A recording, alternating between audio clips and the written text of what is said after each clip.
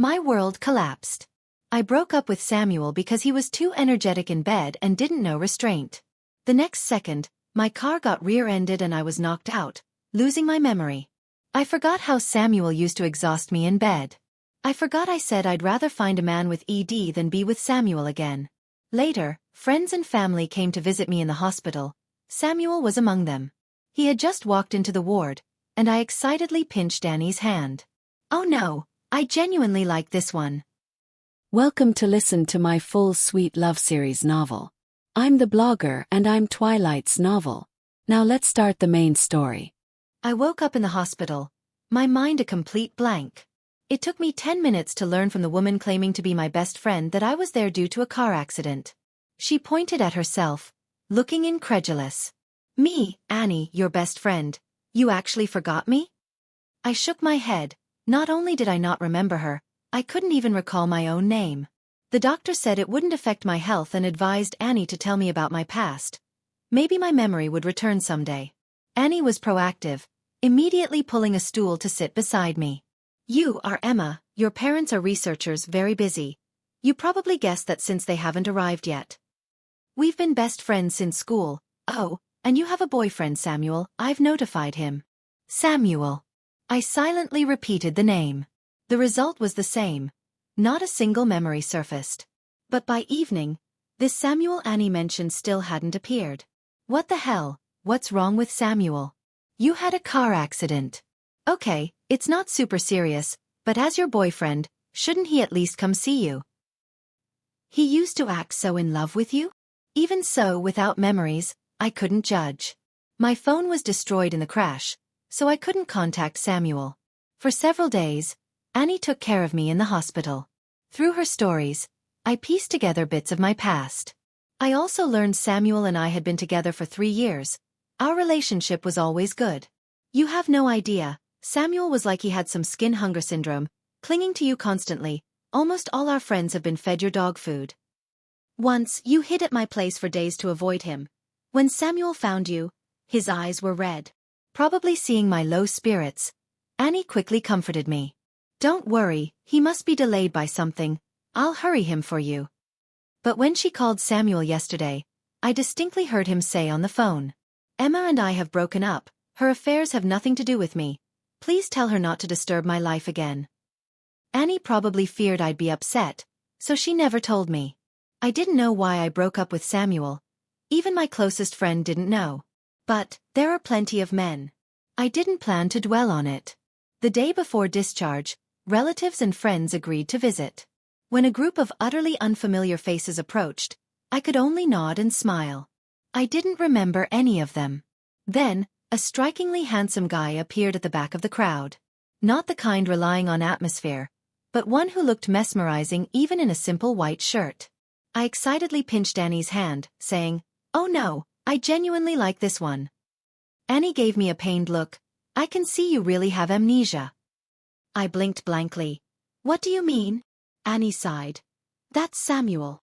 My sky fell. There are many men in the world, but he was the only one I liked. Samuel came, but didn't speak a word to me.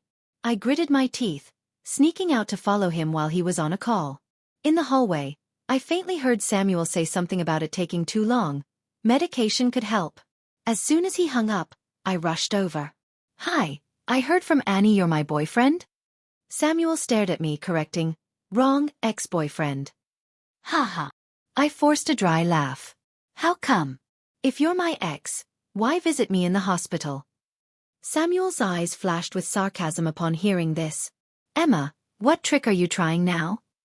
Huh? What kind of talk was that? I believe you've heard I have no memory of the past. But I think with a boyfriend like you, unless it was a fundamental issue, I probably wouldn't have wanted to break up. I said the last part very quietly. Samuel might not have heard. Gathering courage, I reached for his hand. How about we get back together? But the next second, my hand was flung away. Samuel snorted coldly. Emma, who do you take Samuel for? He started to leave. I quickly blocked him. Then at least tell me why we broke up? This made Samuel seem angrier. He clenched his jaw for a long time, not uttering a word. I suddenly realized a very serious problem. Samuel didn't appear promptly after learning about my car accident. Only when he heard I had amnesia did he pretend to visit me. I puffed out my cheeks and said angrily, "Was it because I discovered you were cheating so I broke up with you?" Samuel froze for a moment, then laughed. But it looked more like an angry laugh. Gritting his teeth, he said word by word, "I wish it were that." Could it be that I was the one who cheated? Seeing Samuel restraining himself with great effort, a faint trace of resentment on his face, I instantly felt guilty. Well, sorry, my mistake. I slipped back into the hospital room. The next day, Annie accompanied me as I was discharged. In the car, she stammered hesitantly. Samuel called me last night and said you should find time to go back and get your things." Samuel really wanted to cut ties with me immediately. Given this, it seemed even more likely that I was the one who cheated. So I asked Annie, "Have I been close to any men besides Samuel recently?" Annie thought about it and actually remembered one. "Probably only your senior, Vincent." I didn't dare ask further. That night, when I went to Samuel's house to pack my things, he sat on the sofa, his face dark. But even so, his handsome appearance still captivated me. Who could understand the despair of finally meeting someone you like, only to wake up and find he's your ex-boyfriend? I couldn't hold back any longer and threw myself at him, crying, "I'm sorry, I was wrong. Samuel, please forgive me? I won't dare do it again. Really, I swear. No other man is half as good as you. Let's not break up, okay?" I lifted my tear-filled eyes to look at Samuel. He looked strained. He stared into my eyes for a long time, as if trying to discern the sincerity in my words. I sniffled pitifully and wrapped my arms around him. "Samuel, forgive me this once, please. I promise, from now on I'll only love you." But before Samuel could answer, the slightly ajar door was pushed open. A beautiful girl in a white dress appeared outside. "Sam." I instinctively looked at Samuel and caught a flicker of panic in his eyes. My heart instantly turned cold. Apparently, Samuel had already found a replacement. So what did that make me? I shamefully backed away from Samuel. "I'm sorry, I didn't know. My mistake, I won't come back." After saying this, I covered my face and ran out. Once downstairs, I remembered why I came. I hadn't taken my things. I looked up at the apartment window. Two figures stood by the window. As their distance closed, they overlapped. The sight stung my eyes, and I immediately looked away. Forget about my things. Wasn't this humiliation enough? Sobbing, I stumbled back to the car. Annie saw my empty hands and eyes swollen from crying, assuming Samuel had bullied me. She rolled up her sleeves, ready to demand justice for me. "That's too much. Even after breaking up, is this necessary?" I quickly pulled her back. "No, he didn't bully me." "Then what? Tell me." Annie was losing patience. I patted my face and confessed honestly. "It's my own problem. I probably still like him, so seeing him with a new girlfriend really hurt." Annie looked shocked. "Wow. Samuel found a replacement right after breaking up? Was he cheating all along?" "At first I thought so too," I said, "but I have amnesia, so I can't verify the real reason for the breakup. All I knew was that my mind was a mess." Seeing me depressed for several days, Annie dragged me to a bar to lift my spirits. I ordered a lot of alcohol, determined to drown my sorrows. But Annie snatched the bottle from my hand, saying mysteriously, "Don't rush, someone hasn't arrived yet." The person she mentioned was a polite-looking man wearing glasses. I stared at him for a long time but couldn't remember who he was. Annie slapped her forehead, annoyed. "Look at my memory. I almost forgot you have amnesia. This is your senior, Vincent. Back in school, he took great care of us." I quickly stood up to greet Vincent. "Senior, I'm so sorry. I really didn't mean to forget." Vincent took my hand, his smile warm and gentle. "I heard about your accident. As your senior, how could I hold it against you?" But shortly after sitting down, I noticed Vincent's gaze kept drifting towards me. I immediately felt uneasy. Had I already hooked up with him? But even with amnesia, I was still myself. Around Vincent, my mind was completely blank. Could my pre-amnesia self have been that confused? While my thoughts were in turmoil, Annie nudged me with her elbow.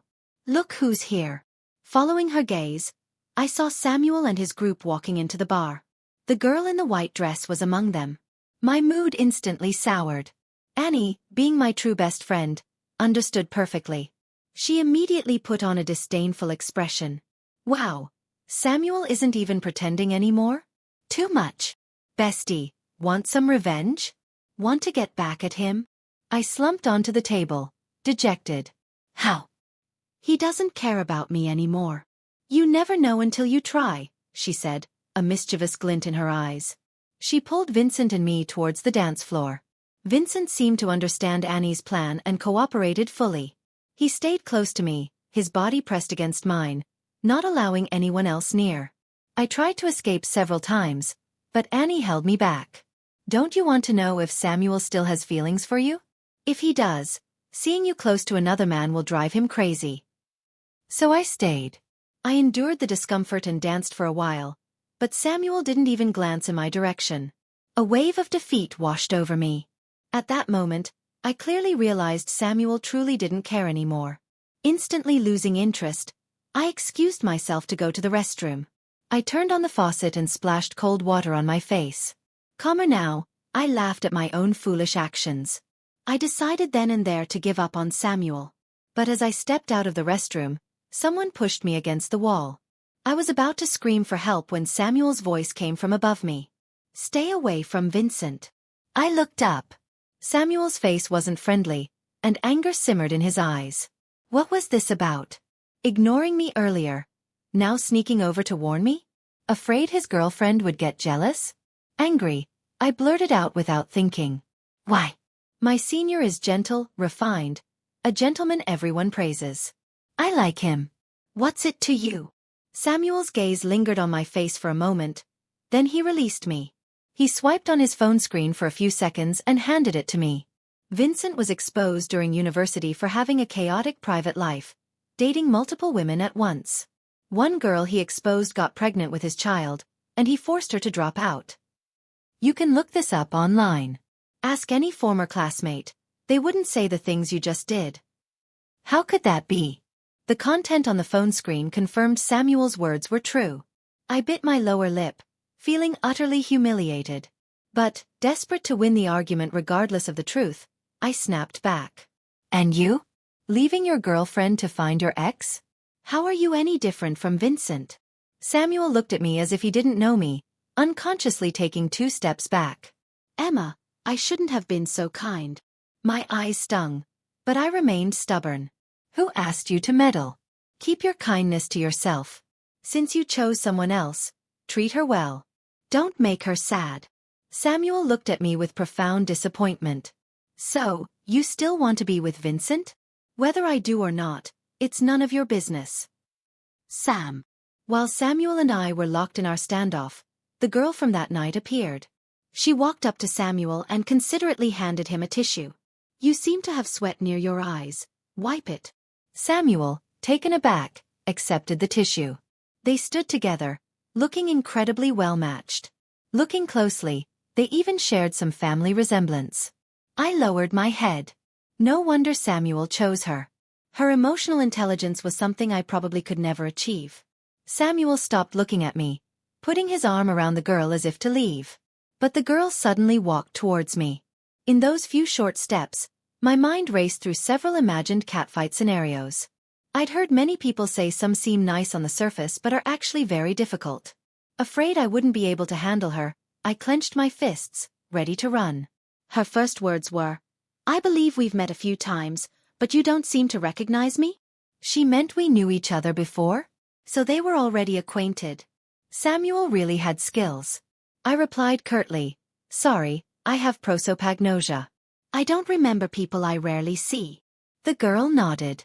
My name is Sophia. I hope next time we meet, you'll remember me.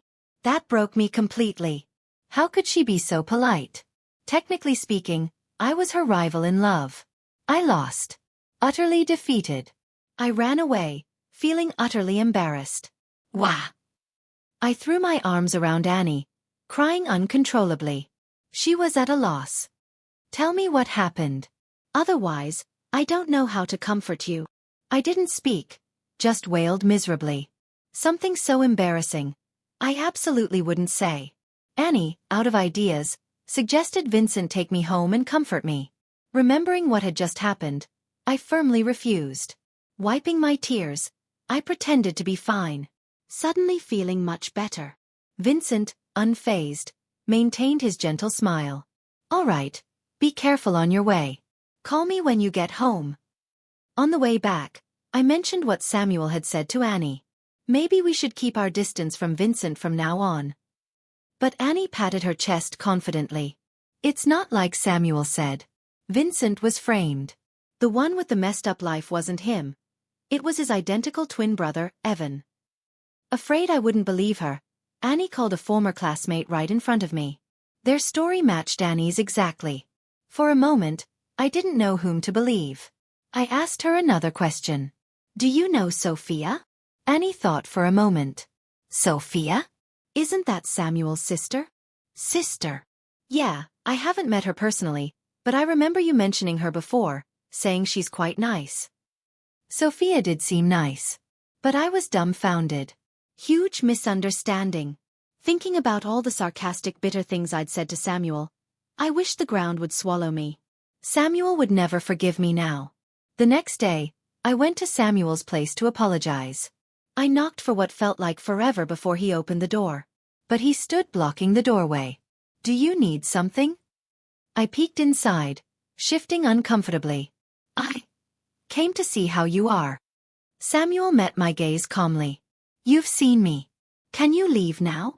Of course not. I stepped closer. Samuel, I think there are a lot of misunderstandings between us. We should sit down and talk properly. But Samuel clearly wasn't buying it. He turned to close the door. Panicked, I instinctively blocked it with my body. The result was predictable. I nearly got crushed as the door closed. The pain brought tears to my eyes. Samuel released the door. His voice tinged with helplessness. What exactly do you want? I rubbed my sore shoulder, speaking softly. I came to apologize. Samuel suddenly turned his back to me. You haven't done anything wrong to me. Why apologize? I took 2 steps towards him. I have. That night, you were genuinely trying to warn me about Vincent, but I was ungrateful. I misunderstood you and said those awful things. Samuel's voice grew colder. If that's all this is about, then you can go. I never took it to heart anyway. I disliked that dismissive tone. I moved to stand directly in front of him, forcing him to face me. But you're not blameless either. You knew I had amnesia. Why didn't you tell me Sophia is your sister? Samuel slowly raised his eyes, a clear look of mockery in them. Tell you? So what? We are broken up. Why did we break up? This was the answer I desperately wanted. But Samuel pressed his lips together, stubbornly refusing to speak. After a long silence, I threw my arms around Samuel. What if I regret it? What if I want us back together? Samuel turned his face away, his voice firm. Samuel, do not go back to exes. I hope you understand that. Even if I don't have a girlfriend now, there is no possibility for us. How could he be so heartless? Samuel's reaction told me I must have done something truly terrible to him. But I, Emma, was not one to give up easily. Since my things were still at Samuel's, I used this as an excuse to go over every day and move 1 or 2 items back. Samuel was exasperated but seemed powerless to stop me. Over several days, my confidence grew. At first, I only dared to stay for a short while. Later, noticing Samuel cooked dinner for himself every night, I started inviting myself to stay for meals. Except, I stared at the plate piled high with vibrant green cilantro on the table, thoroughly confused. Even the most delicious food gets boring if you eat it every single day. I wasn't exaggerating one bit. I'd eaten 6 meals at Samuel's, and every single one featured this dish prominently. I poked at it with my chopsticks, unable to contain my curiosity any longer. Samuel, why do you love cilantro so much? Is it super nutritious? Or do you just like the color? Samuel visibly stiffened at the question. His face took on an unnatural expression. Are your questions getting a bit too personal? I leaned forward over the table. I'm just concerned about you. Samuel looked up, his expression deeply complicated. Maybe you should focus on when you're finally going to finish moving your stuff out. My appetite vanished instantly. I put down my chopsticks and went into the bedroom to pack. But packing made me inexplicably sad. Each item I removed erased a little more of my presence from this place. On the surface, I was finding excuses to be near Samuel, but in reality, I was slowly fading out of his life. Because one day, the things would be gone. And when that day came, any connection between Samuel and me would end. My heart felt strangely tight. I pulled open the drawer of the bedside table, checking if any of my belongings were inside. Instead, it was completely full of medicine bottles. Was Samuel sick? I picked up one of the bottles. Before I could even read the label clearly, Samuel suddenly appeared and snatched it out of my hand. Who said you could go through my things? I ignored his anger, scanning him up and down. What's wrong? Where are you unwell? Why are you taking all this medicine? Samuel clenched the bottle tightly, refusing to answer. He was like a locked box. Worried, I tried to grab the bottle back when he least expected it. Samuel was caught off guard. As I lunged for the bottle, he lost his balance, and we both tumbled onto the bed. Seizing the moment, I climbed on top of him, wrestling for the bottle. Samuel, I just want to understand what's wrong to care for you. Samuel resisted fiercely, gripping the bottle with all his strength. His breathing grew increasingly ragged. Gradually, I sensed something unusual. Something hard was pressing against me from below. At first, I thought it might be his phone, surprised at how hot it felt. But I quickly realized what it actually was. My face burned crimson. Samuel, it's up. The thought crossed my mind unbidden. Did this mean Samuel still had feelings for me? Otherwise, why would he react like this? I looked up at him, hopeful. But I met only Samuel's utterly lifeless eyes.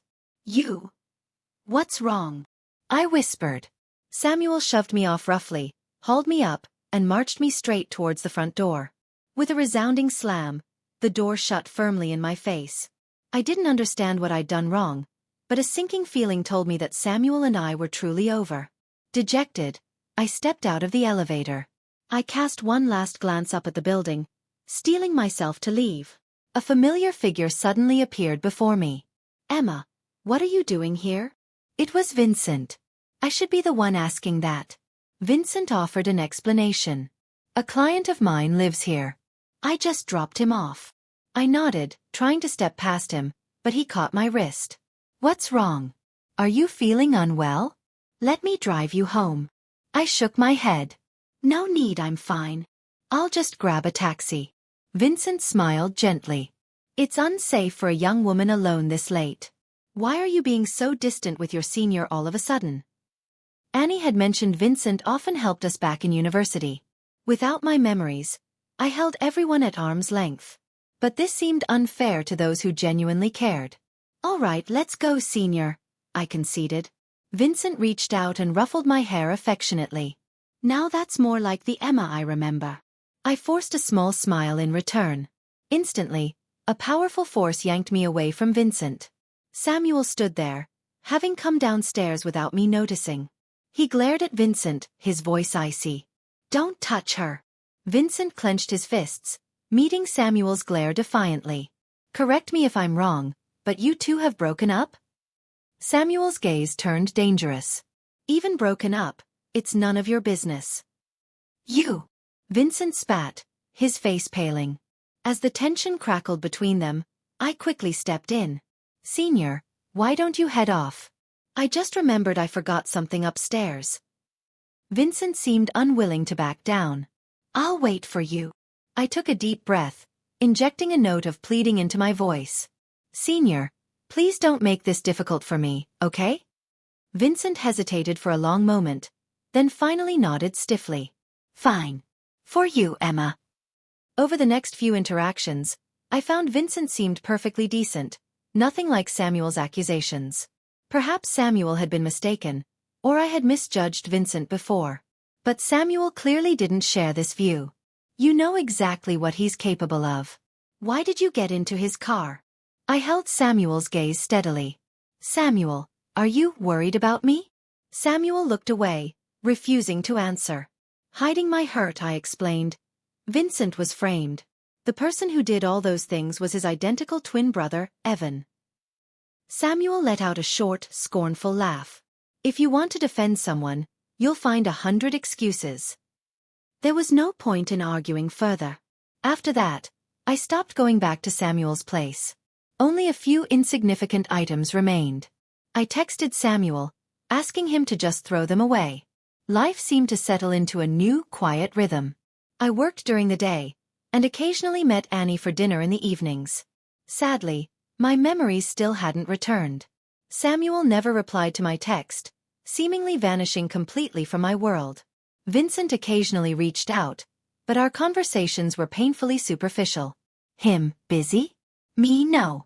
Him, had dinner? Me, yes. Him, tried an amazing dish today. Guess what it was?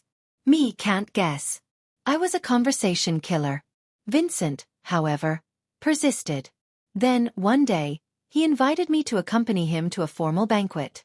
I intended to refuse, but he pleaded. Your senior has never asked you for a favor before. Help me out this once. You don't have to do anything. Just be there. Please. Promise me. Unable to refuse, I reluctantly agreed. After work, Vincent himself came to pick me up. After changing into appropriate attire, I accompanied him to the venue. True to his word, I did nothing. I grabbed a glass of champagne and some hors d'oeuvres, finding a quiet corner to sit. I finished my drink and snacks long before Vincent was done socializing. When he finally returned, I stood up. Can we go now? Vincent smiled apologetically. Sorry to make you endure that. I shook my head. It's fine. We walked out side by side. Just then, a magnificent burst of blue fireworks exploded across the night sky in the distance. Vincent grabbed my hand, suddenly launching into a confession. Emma, the truth is, I've liked you for a very long time. I've always been waiting. Now that I finally have a chance, I don't want to miss it. I froze in shock, unsure if he was drunk or sincere. Panicked, I tried to pull my hand free. Senior, please calm down. We wouldn't be suitable. Vincent held on tighter, his gaze intense. How do you know without trying? Meeting his determined eyes, I knew I had to be honest. I'm sorry, Senior. My heart already belongs to someone else. I can't accept you. Is it Samuel? Vincent's voice turned icy. I remained silent, which was confirmation enough. After a long tense silence, Vincent smiled bitterly and nodded. All right. I understand. Thinking he had accepted my rejection, I relaxed. When I smelled a peculiar sweet scent in his car shortly after, I dismissed it.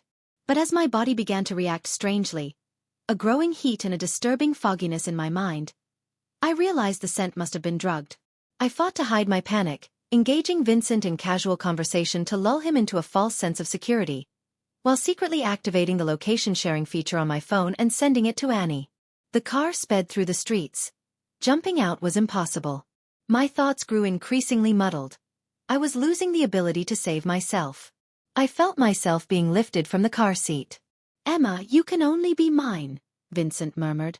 I understood the horror of what was happening, but my limbs refused to obey. Tears streamed down my face uncontrollably. Samuel, I should have listened to you. I don't know how much time passed. The world around me became a chaotic blur of noise. It sounded like many voices shouting. Sensation returned slowly. I felt myself being pulled from Vincent's grasp and gathered into another pair of arms. This embrace felt familiar.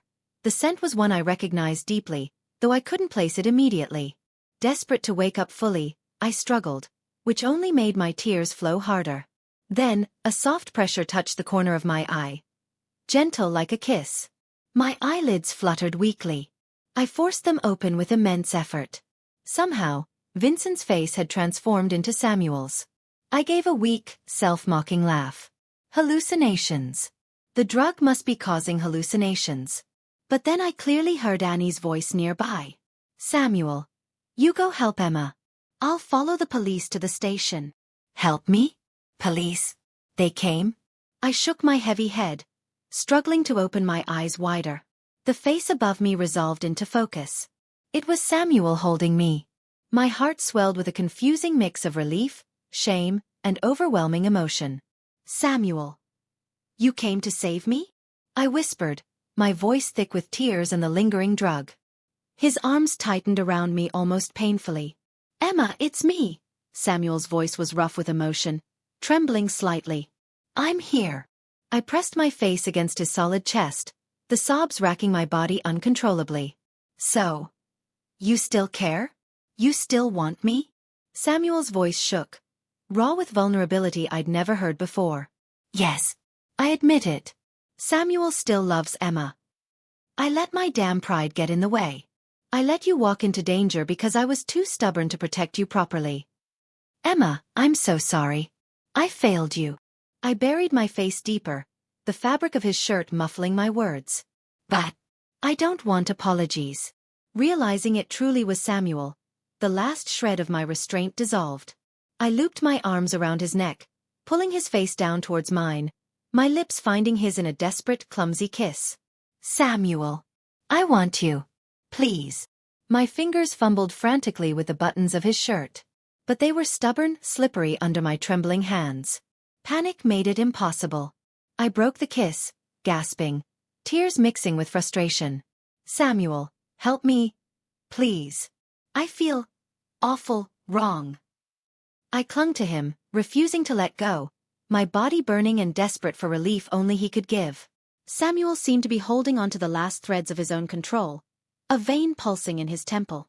Yet, instead of giving in, he gently but firmly cupped my face, forcing my tear-filled eyes to meet his intense gaze.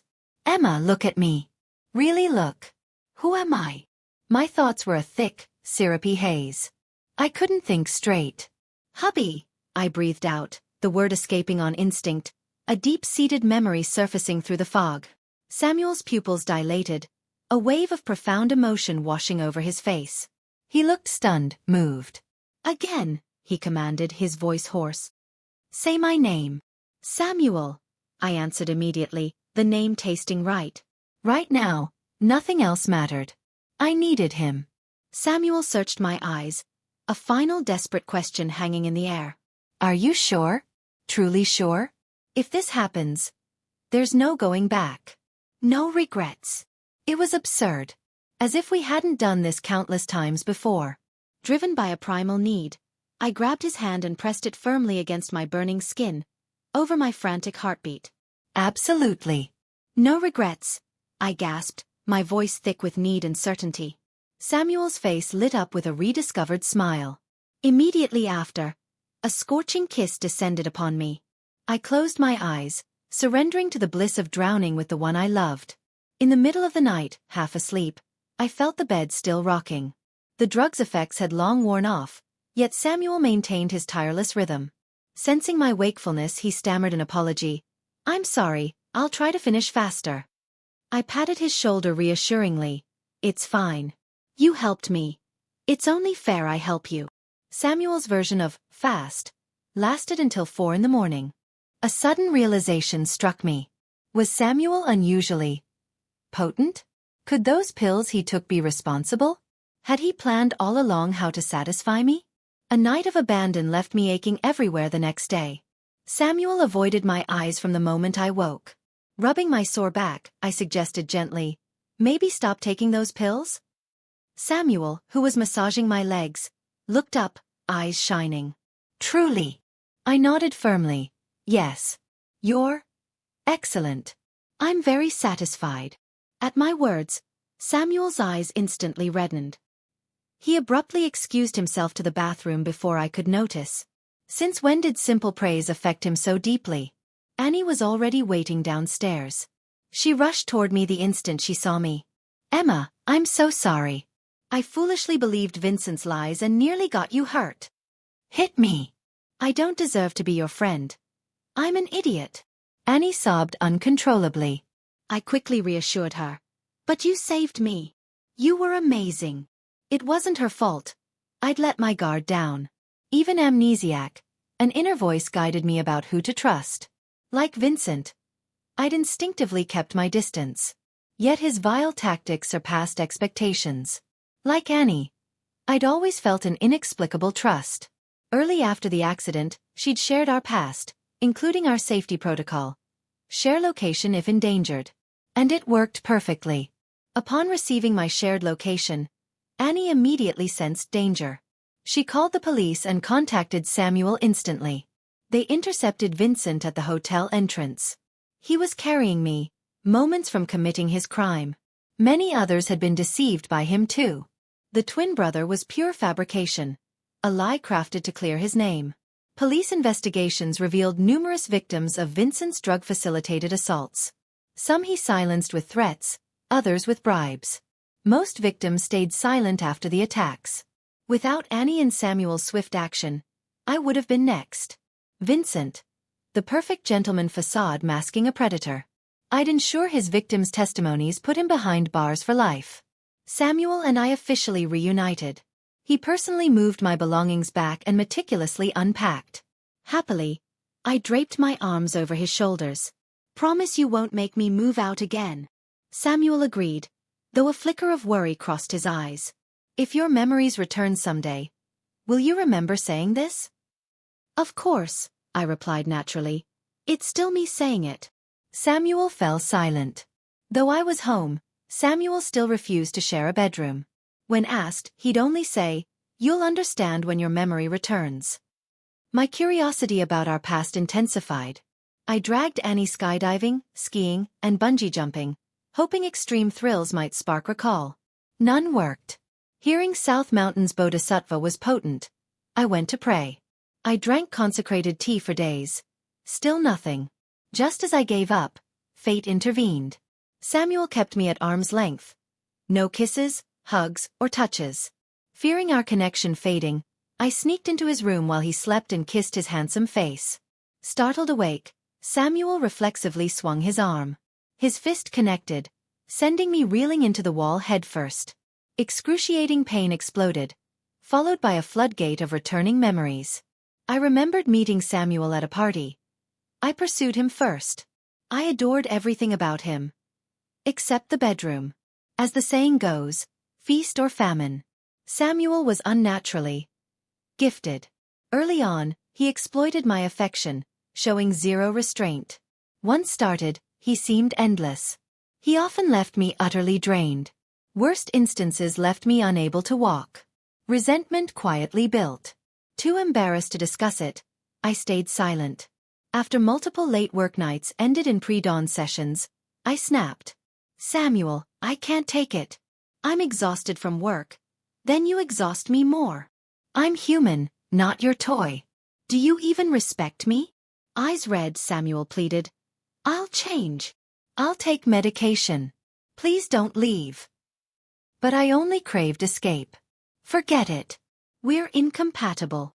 I'd rather find a man with ED than be with someone like you."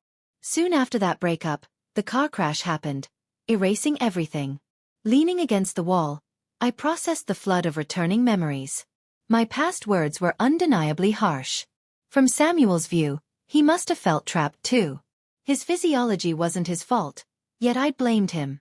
He never imagined I'd fall for him again. Amnesiac. I opened my eyes. Meeting Samuel's terrified gaze, I offered a reassuring smile. "Hit softer next time. You almost lost your wife." Samuel finally helped me up, relieved to find no bleeding. "Forgive me." "Hit me back. Hard as you want, I won't resist." I shook my head. "No. Love means forgiving mistakes. We should support each other." Especially since he'd actively tried to change for me. Samuel paled, realization dawning. "You remember." "Ah. How'd you know?" I admitted, having planned to keep it secret. Samuel didn't answer. He stood, back turned, voice thick with despair. Then, "Will you still stay?" Was he bracing for rejection? I sighed inwardly, wrapping my arms around him from behind. After a pause, I spoke. "Samuel, I'm staying. Because twice, I've fallen for you. Without you, I'd be alone. But could you be gentler sometimes? I'll adapt too." I promised to meet him halfway. Trembling, Samuel pulled me into a tight embrace. "Emma. Thank you. Thank you for staying, his voice broke. I am changing. I'll respect your needs, never like before. A soft laugh escaped me against his chest. Then, I remembered something vital.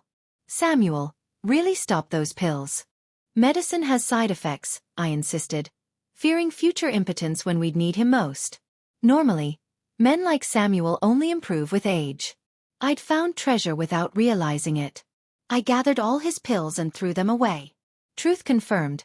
He'd been taking libido-reducing pills, not enhancers. His constant cilantro consumption?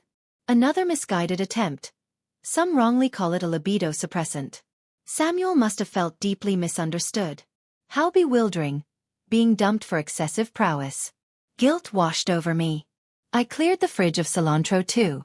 Taking Samuel's hand, I led him to our bedroom.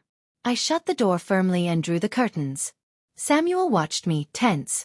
Emma. Maybe not? What if I hurt you? I silenced him with a kiss, settling onto his lap. Hush. I'll lead this time. It'll be fine. Samuel's eyes ignited with hope. I guided him, setting the pace. But my legs quickly tired. Samuel supported my waist, voice husky. Tired. Exhausted. Let me take over? I'll be gentle. Okay.